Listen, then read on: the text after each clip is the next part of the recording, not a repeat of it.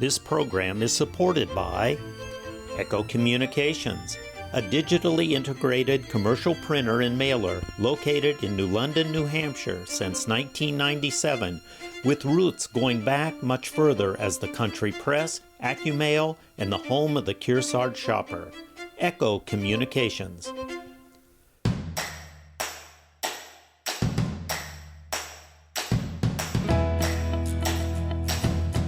Welcome back to this edition of Yankee Chronicle, coming to you from Spring Ledge Farm. I'm Abby Peel. The Center for the Arts has arranged several micro galleries around our region with rotating shows of local artists. Let's head down the street to the new London Barn Playhouse's Fleming Center and meet Loren Howard and see some of his work. Liked art from early on. I was doing drawings at the age of 5 and 6. Probably when I should have been doing my math, I was doing drawings. And the one thing that intrigued me at that age, at about 6 years old, I saw a picture of a little boy named Pinocchio. And he had this long nose. And it looked to me like the nose stuck out, and I couldn't figure that out. And I got intrigued by that, so I got out a pencil, and from that time on, it's always been a challenge for me to make things look to have depth, to look like things come forward or things move back. It's been an adventure. Actually, at the time, I had moved from Minnesota back to New Hampshire, where I grew up, and I worked for my brother for a few years in real estate and in Claremont. And as you travel around in real estate, you see people, you see their porches, and kind of intrigued me, all the different porches and the different activity that took place on the porches. And I thought, well, that would be an interesting series to do paintings of. I don't think I thought I'm going to do a series to begin with. I just started with one and took it from there. It took me 2 years. These are done in 1993 and 1994. I worked in acrylic on illustration board. Well, the one with the construction site really intrigued me. That's not exactly a porch, but it was a very interesting arrangement, I thought, composition. I liked the looking through the fence. The whole thing was very interesting, and so I sketched it out. I sat and sketched it out. It's in Claremont. It's one of the old factories that used to be there. I don't really know how the silo fits in with it, but that's what it was. And so I sketched it out, planned it out.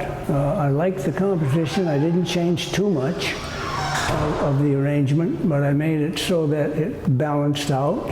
And you actually, if you first look at it, you're going to catch those signs. Notice hard hats must be worn in this area. That's going to catch your eye, the yellow sign behind it. And then you follow the fence, you move along from that and up the water spout to the construction at the top and back over to the silo. So all that is kind of planned, even though a lot of it was there.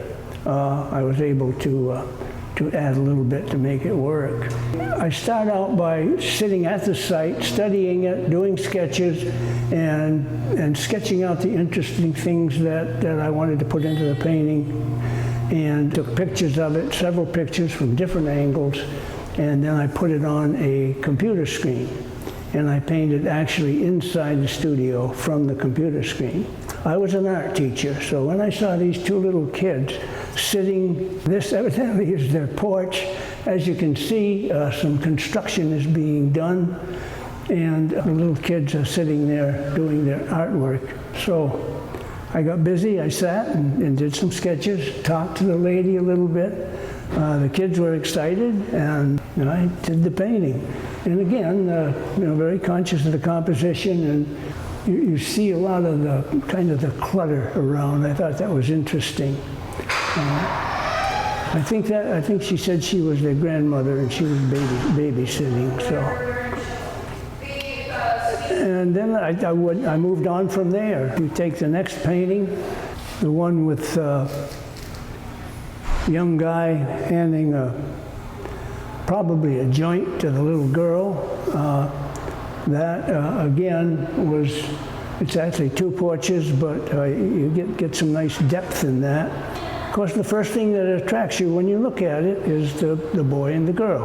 Figures are always going to be the first thing you see if they're in the painting. And then you can move around from there. In that one, those two figures were not there. I made those two figures, created them more or less. Did look at pictures and other people to get the positions, but I made them up for the scene. Okay, this painting, the lady was sitting on the porch as I was sitting across the street doing some sketching. But she got a little concerned and went into the house. So I had to paint her in from memory, but she was sitting there.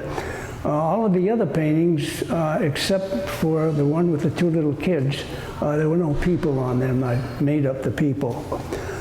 This one here, I kind of liked, I was really intrigued with the depth on the left side of the building, and as that goes back in there, and the whole composition was fun to play with and to make it all work.